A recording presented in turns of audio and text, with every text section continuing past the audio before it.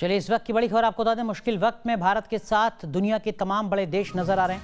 UAE ने बुर्ज खलीफा को तिरंगे के रंग में रंगा है। सबसे ऊंची इमारत पर भारत को मजबूत बने रहने का संदेश दिया है। कोरोना संकट में भारत के साथ इंग्लैंड भी है। 600 से ज्यादा मेडिकल उपकरण इंग्लैंड भेज रहा है। वैक्सीन के लिए भारत को अमेरिका कच्चा माल दे रहा है। हमारे सहयोगी रवि सिसोदिया हमारे साथ जुड़े हुए हैं।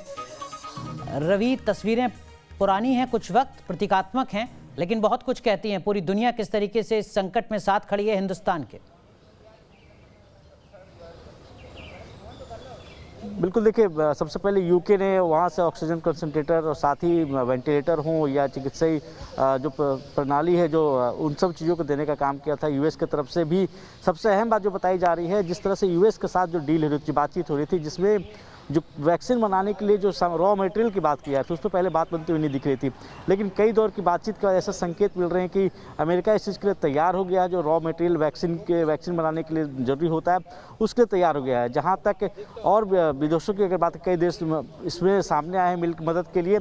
यूएई की तरफ से आज देर शाम 7:30 बजे तक जो कंटेनर है वो यहाँ पे आएंगे भारत में। सिंगापुर से अगर बात करें तो सिंगापुर की तरफ से, सिंगापुर से भी कंटेनर भारत आएंगे शाम तक। तो माना जा रहा है कई ऐसे देश हैं, चाहे यूएई हो, यूके हो, ऑस्ट्रेलिया हो, रूस हो, फ्रांस हो, इन सब तमाम जो बड़े देश हैं ये मदद के लिए सामने आए। क्योंकि अभी जो माहौल है, अभी जो देश जो महामारी के संकट से गुजर रहा है, और यही वजह है कि भारत सरकार की तरफ से तमाम तरह की तैयारियां भी की जा रही है, चाहे वो वायु मार्ग हो, सड़क मार्ग हो या फिर रेल मार्ग हो। तमाम तरह से जो सबसे बड़ी समस्या आ रही है वो ऑक्सीजन को लेकर आ रही है।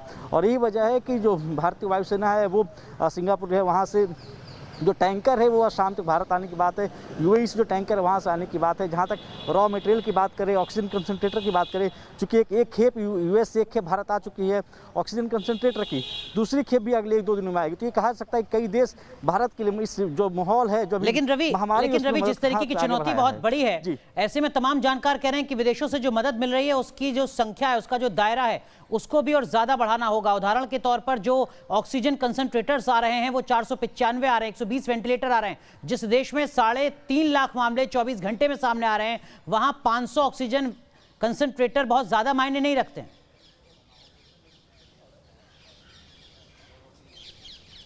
बिल्कुल, देखिए, इसलिए कई दौर की बातचीत भी चल रही है। जो विदेश मंत्रालय है वो अपनी तरफ से कई दौर की इस पर बातचीत चल रहा है और क्या मदद विदेश से ली जा सकती है। क्योंकि रूस से भी कई दौर की बातचीत चली है कि उनसे क्या मदद ली जा सकती है, ऑक्सीजन कंसंट्रेटर हो या फिर जो चिकित्सा सामग्री है उसकी बात की जा रही है। भारत के अंदर की ही अगर बात कर लें तो यहाँ पर जिस तरह का माहौल है, जो ऑक्सीजन की कमी से लगभग कई अस्पताल जूझ रहे हैं, इसमें अगर आप देखें तो युद्ध स्तर पर काम चल रहा है। रेलवे की तरफ से लगातार जो कई राज्य है, चाहे दिल्ली की अगर बात करें तो आज देर शाम तक दिल्ली में भी, क्षमा कीजिए, कल सुबह तक दिल्ली में रेलवे की तरफ से ऑक्सीजन यहाँ पर ऑक्सीजन टैंकर पहुंचेंगे।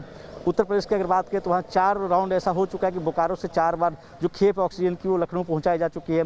महाराष्ट्र की बात करें तो महाराष्ट्र में भी विशाखापट्टनम से जो ऑक्सीजन की खेप वो पहुंचाई जा चुकी है। विदेशों की बात करें तो विदेश से लगातार बातचीत चल रही है। चूँकि विदेश नीति को लेकर जरूर कहा सकता है कई दौर की बातचीत, सबसे अहम जो बात कही जा रही है वो अमेरिका को लेकर कही जा रही है। क्योंकि जिस तरह से जो रॉ मटेरियल की बातचीत चल रही थी, ऐसा माना जा रहा था कि पहले बात बनती हुई नहीं दिखी, तो उसके बाद जब अजीत डोभाल ने बातचीत की, कई कूटनीतिक तौर पर बात हुई, उसके बाद ये माना जा रहा है कि अमेरिका भी तैयार हो गया। हालांकि विकल्प तलाश किए जा रहे हैं कि कहाँ से रॉ मटेरियल भारत को प्रोवाइड कराया जा सके। बिल्कुल, तो तमाम कोशिशें जरूर की जा रही हैं इस बड़ी चुनौती से निपटने के लिए। बहुत बहुत शुक्रिया रवि सिसोदिया जुड़ने के लिए, इस वक्त की अपडेट दर्शकों के साथ साझा करने के लिए। आगे बढ़े उससे पहले आपको बता दें, देश की बहस के लिए जो मुद्दा आज आपने चुना है वो मुद्दा है वैक्सीन पर बेवजह राजनीति किसकी। इस मुद्दे को 60% लोगों ने चुना है। तो उसी मुद्दे पर देखिए देश की बहस आज रात 8:30 बजे।